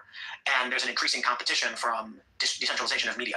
So I don't know how we end up with another Ann Coulter, Bill Maher, Joe Rogan personality, and like the Bohemian Rhapsody song. If I go to anybody in my town where I grew up with, they all watched your show. It's liberal Chicago, and everybody would put on Real Time, and Jon Stewart and things like that. If I asked anybody who was on a Daily Show right now, they'd say, I don't know, Jon Stewart, like one night a week, I think. And who are the other people? No idea. I think Jordan Klepper is one of them. Don't know the rest. To be fair, they have more than one host now, but I think everybody is choosing media that represents them, like you brought up earlier, and it's easier than ever to get into. Then there's going to be less people. You're talking about, owning a piece of the Mets, and I'm like, I might have a big show, but I don't think I'll ever be able to afford owning a piece of the Mets or anything like that. Well, I doubt if they're going to sell it again. I mean, it was a rare thing. It doesn't happen often in sports when a team sells a chunk of themselves. The Mets were in very bad shape in 2010, and they sold 40% of the team to a select group of investors.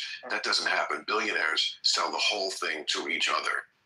They don't sell little pieces of it. But the Mets were so fucked up that they were being sued by the Madoff survivors because they were the ownership of the Mets, and they were lovely people, but they were apparently very in with Bernie Madoff, and so they were. And again, this is the New York franchise. New York. This is baseball. There's nothing more Americana than that in New York, and yet they could not attract investors. I mean, when I got it, I was like, I can't believe that I got a piece of the Mets. Where are the like hundreds of people richer than me? Are you allowed to say, like, what was the value that they put on the Mets? Not what you... Absolutely. It was so undervalued. At the time, it was $750 million. Wow. Again, these aren't the Royals, no offense, Kansas City. This is the Mets, but that's how much they were shit on at the time. And it just shows the cheap mentality. Like, it got into people's heads. The Mets, there's a horrible toxic stink on them. Don't go near them. And I was like, oh, I'll go near them. Oh, I'll happily go near them. And again, I mean, when they sold, it was for like $2.5 billion. But even that's way underpriced now. I mean, the Celtics, I think, just sold for $6 billion. I mean, I said to myself, if there's one thing that always goes up, it's sports franchises. That's just a no loser. And then the pandemic came along and made it slightly more, still a winner, but it could have been so much of a bigger winner without the fucking pandemic. So you don't think I suffered? Yeah. We both suffered from the pandemic. You almost died. I lost money. I don't know. I mean, I was sick, but with the age thing too. So I'm a skateboarder. I've been skateboarding my whole life. I know you are. Yes. Tony Hawk's fault. He landed at 900, and then every millennial had to get a skateboard. Yeah. Now there's no skateboarders anymore. Why? No kids. Skateboarding. There's not enough. So there's 40 million Gen Alpha. To be fair, like, it really is that skateboarders are, let's say this, I'm saying this in a punk rock kind of way, degenerates. And so when they found themselves in the late 2000s being millionaires, what did they do? Nothing. They bought big houses, they partied, and Now more than half of skateboarders are over the age of 30. But that is the story of every generation as they get older. But you need an industry. So like Hollywood, music and entertainment had an industry. Sure, the rock stars were nuts. The problem with skateboarding is the rock stars ran the business. So the core industries that made skateboarding big were also running the business, and here we are. And but that is amazing to me. Yeah. That kids are not into it anymore. Scooters. You know what I think? There's so this is where we get into terror stuff. So there's none of that going down a flight of stairs. There is. and wrecking your body on an unforgiving pavement. Yeah, you should not get paid for it anymore. You just I think the top earner in skateboarding off of the sport alone was like $400,000 for the year, and then it immediately curls down to the top 10, made about 100. Don't you think a lot of that is just every new generation has to shit on what the previous generation did and not do anything but that? Well, maybe the older skateboarders think that skateboarding comes and goes in waves and there's nothing you can do about it, but I don't believe that's true. It's an Olympic sport. You're going to have China. Well, actually, let me put it this way. I believe free trade is one of the principal culprits for the decline in skateboarding. And the proof of that is that in Japan and China, skateboarding's never been bigger. So one of the biggest skateboard brands, probably the biggest, the premier, it's called the Barracks, shut down in LA. And it shocked everybody. And they're reopening in Japan, where we offshored all of our jobs in manufacturing and the industry to China. Now Southeast Asia has a massive booming skate culture. They even have a reality TV show, which is it's like Ninja Warrior, but for skateboards. In the United States, you got a bunch of 35-year-old men. So how old do you think you'll be when you stop skateboarding? Never. Yeah, that's what I say about basketball. I mean, I always have, look at my finger. That's a basketball injury. Wow. I don't give a shit. Yeah, rebounding. You know, when the ball hits there, it's fine. It'll get better. Yeah, that just happened? Yeah, about a week ago. Oh, wow. You know, that's great. It's great. Yeah. It's totally worth it. I played last night. Oh, yeah. You know, now when I play, I make sure I do a good 40-minute stretch before. I mean, I don't get out, and then, knee pads and all the things the pros wear shit on their ankles. You want all the support you can. I got to stretch now, too. What? I got to stretch now, too. Yeah, you know what? Trust me, bro. 40 is nothing. You're at a great point in your life. It's great to be 40, and look, you're killing it. That's really great. And apropos to your thing about feel guilty, don't. That's stupid. If you live here with one piece of advice, don't do that. That's dumb. Don't give up. That's the liberal in you. Don't give up. That's not the liberal in me. That's the smart guy in me. Don't give up your fucking show. That's stupid too. Keep doing. At some point they might put you out to pasture. Don't put yourself out to pasture. I can name some people who did that to themselves in this business who were like, "Oh, I'm going to walk away from this." Yeah, good luck. And nobody ever invites you to walk back. Yeah. When you have it. You have a good piece of real estate. Just take it. Let me tell you about generation. There's a movie. My social calendar forced me to rely on takeout. Factor helped me take control over what I'm eating and spending on takeout. That actually was Johnny Carson's production company made. It was a big movie in 1983 called The Big Chill. And it was about how the hippies, the people who were like fucking hippie dippies in the late 60s when they were like 18, 19, 20, right? The flower power and free love and Woodstock. Okay, you got the general impression, right? All you need is love. Okay, so Homer's that good, man. Right. So then this movie takes place currently, which was at the time 1983. So now these people who were hippies are early 30s, and it takes place. It's about these. Some guys. He lives in kind of remotely, just out in the exurbs in I think it's North Carolina, and all the college friends are coming over, and so there's a lot of reunioning kind of thing. And when we were hippies, it was great. There's a scene where something happens, and a cop car comes up to the house, and the guy who's owns the house and is having all his college friends over, and he's just like, "Oh, thanks, nothing, but whatever it was," and you Bob, and goes, "Oh, thank you." And he goes back in the house, and his college friend is like, "Man, you were so nice to the pigs," and he's like, "Dude, I live here now, okay? Yeah. It's not like we're in college. I'm dug in." I think that was his line. "I'm dug in here, Yeah. I have a family. I want the cop to be my friend. They're not all pigs anymore, okay? Grow the fuck up." And that's the great conflict of the movie. Is are we still hippies with all that ideology, some of which was good and some of which was stupid? Or are we just growing up? And you know what? That generation, who did they vote for in 1980? Ronald Reagan. But I hear from you, it sounds like a mix a little bit of the understanding growing up and being responsible, and also the, come on, do your thing. I guess my question is do you have a preference for what the future of this country and world should be? A preference? Yeah. I mean, peace and prosperity and democracy? Because I feel like you're with politics, you're very in it. And there's a reason you, I, or anybody else wants to be involved in the goings on of the world is because we want things to be done better or right. Correct. Yeah. So I wonder, when I say like things about being guilty, it's like if I have this platform that is influential and I can, like you said, people will listen to me and I can say, hey, like, I think this is a good way to do things and that can make the world that way. That's why I feel guilty of walking away from that opportunity. You know what I mean? Yeah, I mean, that's great too. I mean, that's a great motivation. I mean, that's the best motivation. I mean, I never try to fool myself to think that what I'm doing is so noble that it's not really because it's doing what I want to do. If I didn't enjoy it, I wouldn't do it. I'm so glad that it does things for other people. And if you ask me what is the great joy of my life, I would sum it up by saying, there's this thing that I can do that enough people feel like I'm the only one who can kind of do that for them. I'm the only one who can kind of scratch that itch. You know what I mean? And every week I'm like, they want me to do this thing for them, and I love being able to give them that gift. Like, I'm going to do this. I'm going to interpret the news in a way that is just different than anybody else does. And it does a thing for you, and I love that connection. Like, I give you this gift, and you appreciate it, and that really is that's the relationship of my life. You're obviously an atheist. Yes. Famously. Religionless. I saw it when you put it out. And good, thank you. I know I was last Catholic, briefly atheist. Now I'm not Christian. I don't like the word deist. But the future, we're seeing this massive push towards Christianity and like young people. Yes. What do you make of that? Well, one thing I think is true is that conservatives had more kids in the 2000s.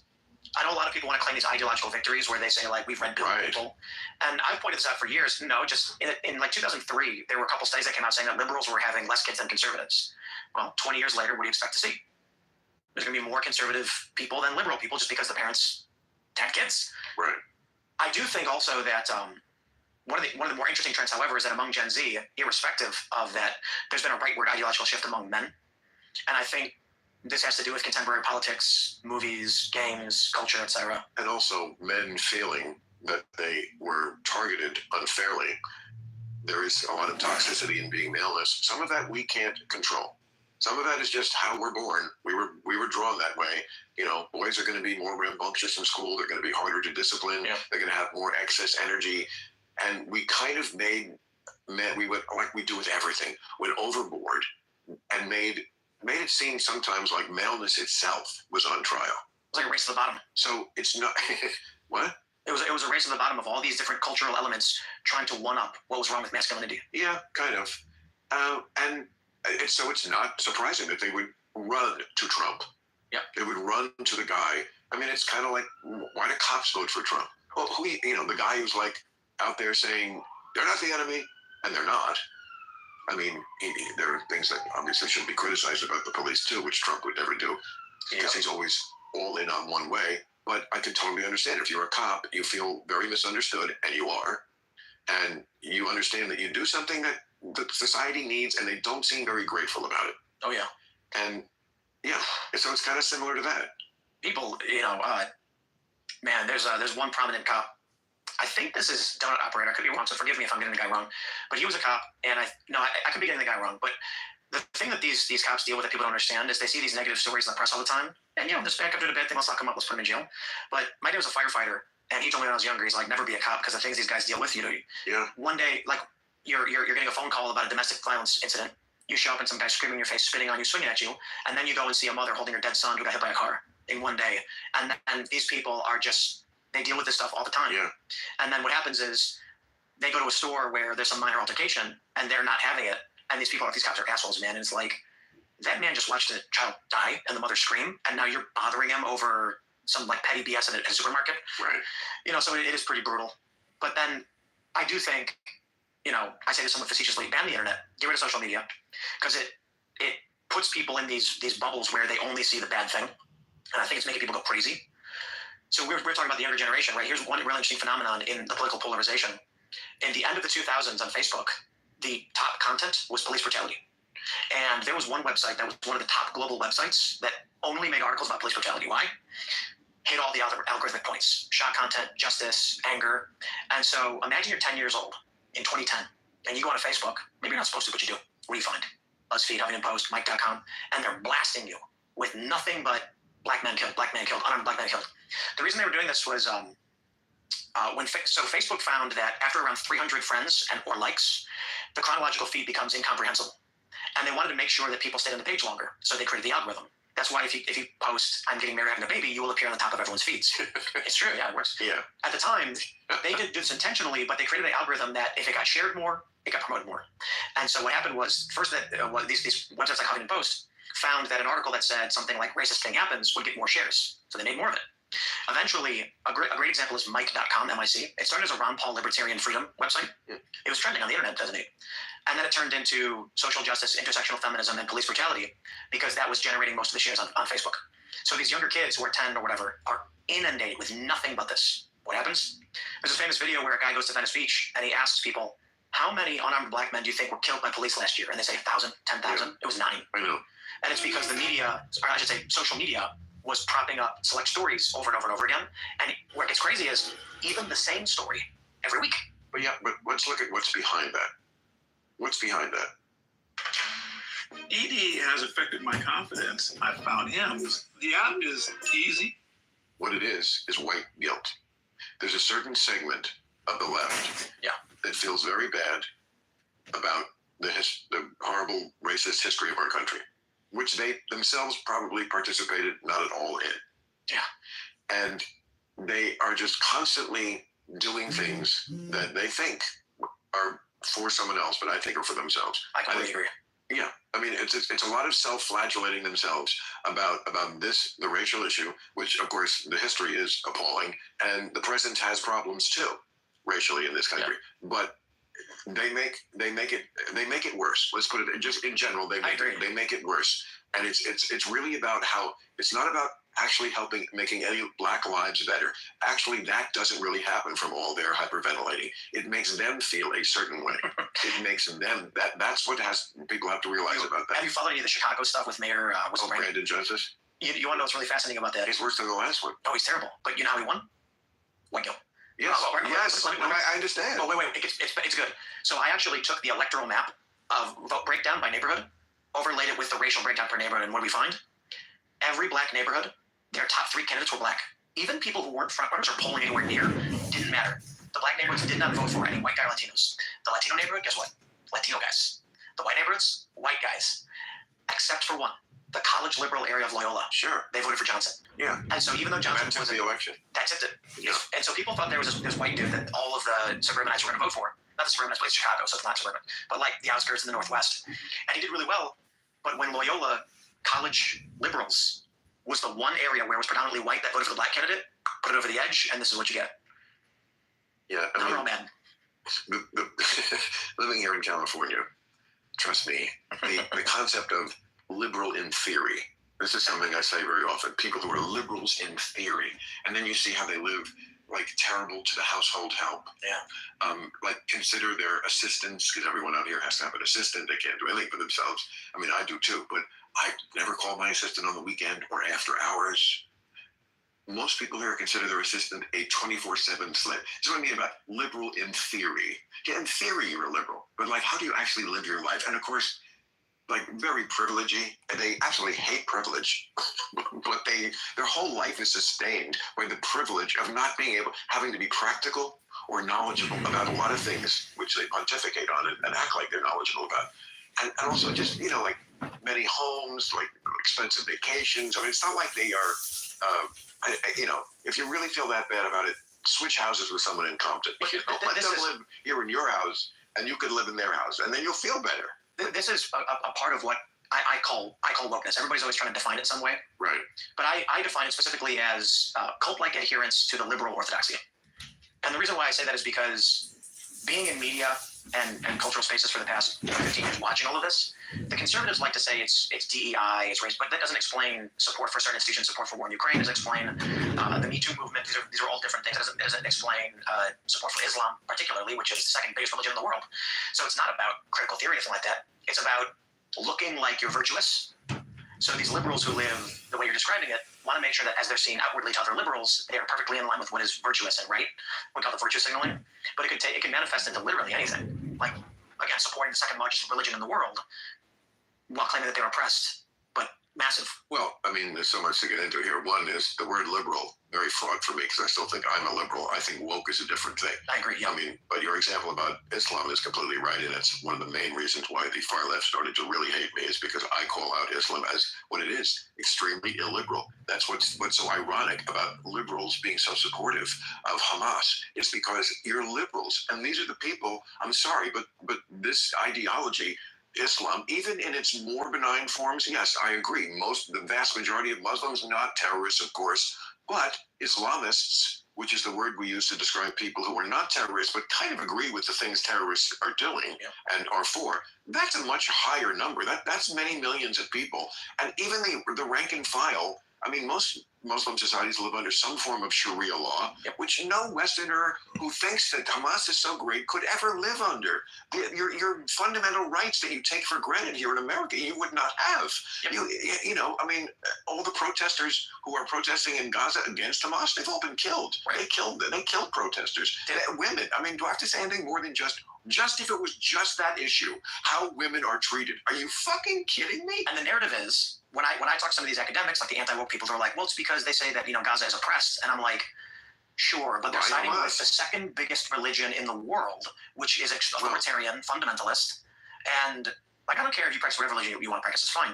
But it's strange to me to claim that Islam is oppressed in any meaningful way. Well, I do care what you practice, and I fully defend to the death your right to practice whatever religion you want. Just don't lie to me and say all religions are alike. All religions are not alike, and what makes them different mostly is how fundamentalist they are. Yeah. Fundamentalist means you actually believe what's in the Holy Book. I mean, there's the Quran, there's the Bible, and they're both full of nonsense. But we have learned to wink at the Bible in the West, whereas Islam, to a much greater extent, takes it very seriously. I mean, we do not have things like madrasas here, where they send kids to school, and they just learn that one book. That they are not studying anything else in a madrasa. That's the meaning of it. Yeah. And of course, they're segregated completely sexually. So, I mean, what's going to be the upshot of that? It's like a Handmaid's Tale, right? It's worse. Yeah. I think. But, yeah, you know, and I'm not Christian, and but I have a lot of friends who are. I don't care. But what are you? You said you were going on this before. You were like, I'm not a deist. I'm not well, a that's this. the thing, like, but you're not an atheist anymore. No, so what do you believe? I don't think God exists. I don't believe in any scriptures or anything like that. I think man is fallible, and to write down books that claims the word of God is silly. So how long were you an atheist, and what did we do wrong not to keep you? I went to Catholic school. Last warning, if you did not claim your funeral benefit, pay close attention before you miss out on this. And well, there you go. I went to catechism. Well, I didn't do that. At fifth grade, I left. And so what happened for me in Catholic school was they taught me nothing. They showed me a video of Adam riding a brontosaurus. I'm not joking. I went to the museum in Religulous where they have the exhibit of Jesus on the brontosaurus. Exactly. Yeah. So they told us that the dinosaurs were too big to fit on the ark, and the unicorns were too rambunctious. Not kidding. So the unicorns were dancing and ran away from the ark, and I'm like, so I remember. Oh, that's why they didn't survive. That's right. I see. One formative moment was when Trump parted a tax cheat after mother attended $1 million dinner. So here we go. As if we didn't already know, you can buy a pardon with Trump. Also, you can do anything that you want illegal for the benefit of Trump, and you'll be pardoned. I don't get it. Isn't that a reason to put him in jail for the rest of his life? I mean, that alone, he should be in jail forever. I mean, he is such an evil, horrible, awful human being. I don't get it. I don't understand this. Scotty, can you explain this to me in quiet, lucid tone? No, but he did pardon a cop or a sheriff who was giving out badges illegally for money. Yeah. To sack him. Yeah, no, I can't make sense of it. Yeah, he's completely unhinged and lawless. There is no law that can contain him, and he is purposely testing every law. So he will break every single law, and he's so far been getting away with it, and it's astounding. It's, you know, and then you hear like the other side saying, well, you know, why are you so surprised? He's just doing what he said he would do. No, no. We all thought that people who break the law go to jail. That is our basic assumption. If you don't have that, I mean, that's the. They kicked me.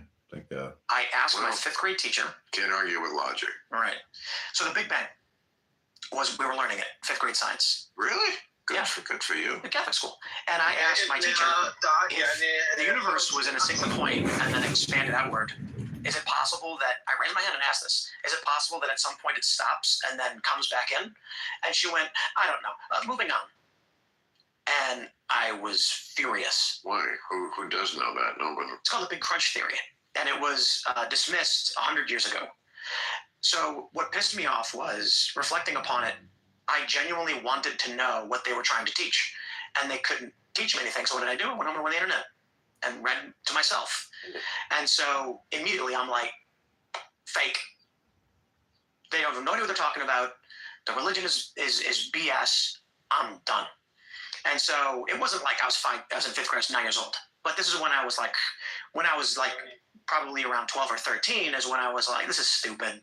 What are they even talking about? And like shellfish you can't eat, but they're eating it. These people don't follow this stuff. Well. But that's scripture. That's not God. And so what happened was I read about negative entropy, and it discusses the I'm trying to simplify as much as I can.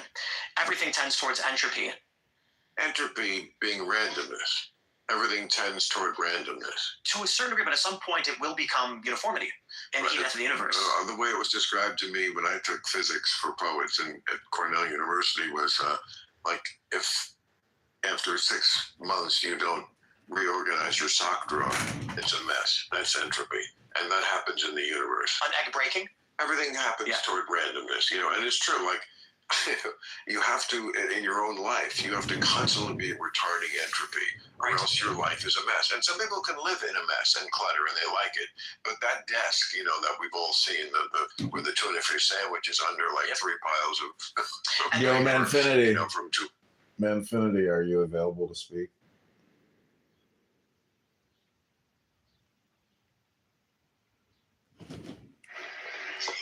How are you, sir?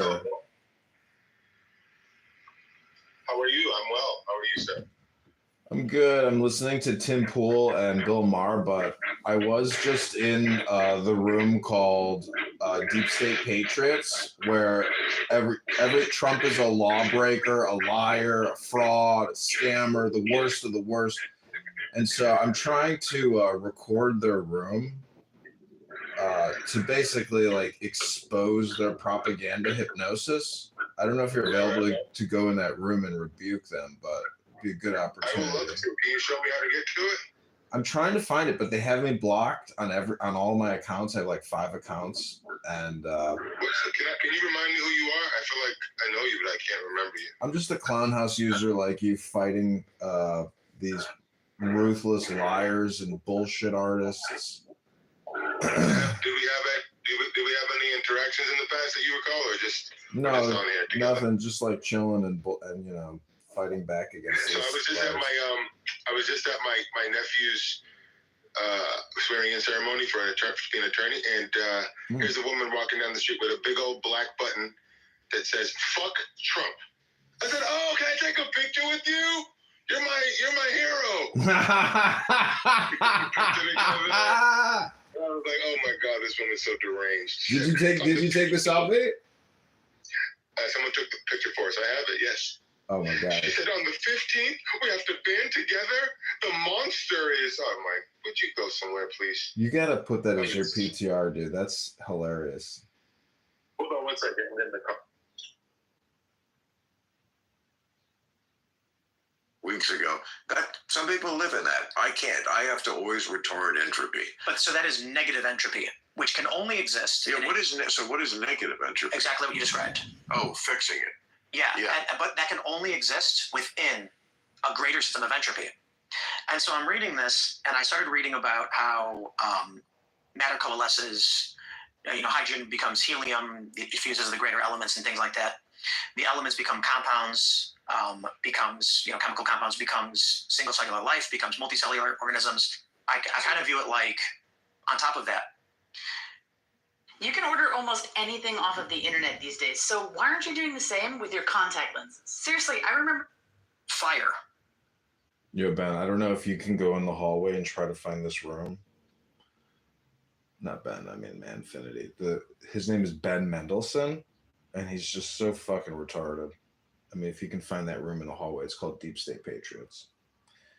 But I'm also, Jeremy is here. Jeremy, can you, I don't know, let me try to invite you again, Manfinity.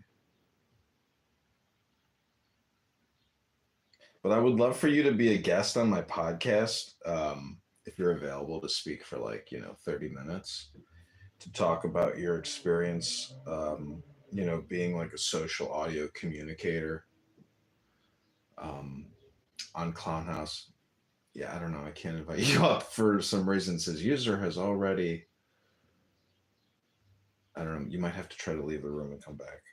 But yeah, I mean, we can do a room. We can just do it right on Clownhouse. We can just do the podcast on Clownhouse. But let me just recreate this room, Manfinity, or go to my other room. It's called Ben Deep State Patriots with Comedy. So look for the room in the hallway. But we're gonna do a quick little 30-minute Q&A. Okay, it's mostly all about communication. I'll talk to you in a minute.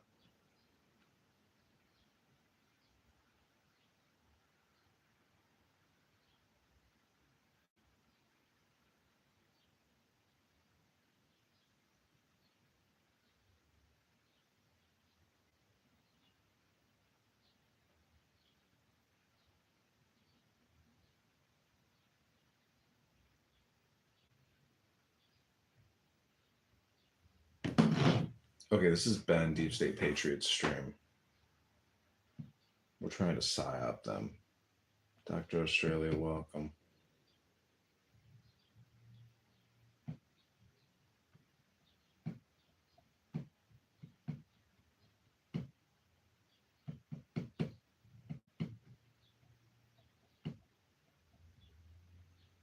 Hi, Manfinity, welcome back. I'm inviting people to the room. This is kind of a psyop room because I would like to live stream their room into this room, but I do want to talk to you about your experience here on Clownhouse because you've been here for, quite a while, and you've had many conversations with many big room creators about a whole variety of never-ending topics. How do you describe your experience on this app and all the time you've put into communicating with people here?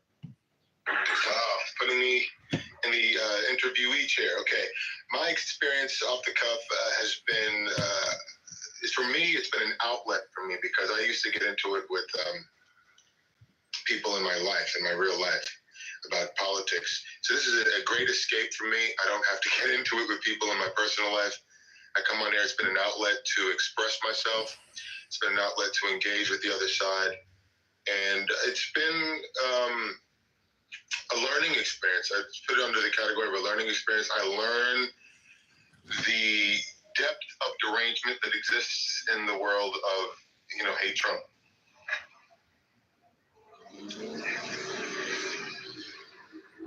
How do you view people that use Trump as like a scapegoat for negative, linguistic programming?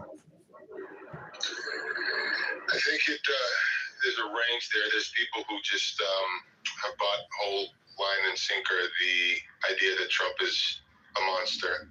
But then there's some people who are know what they're doing. They're aware that he's a crusader.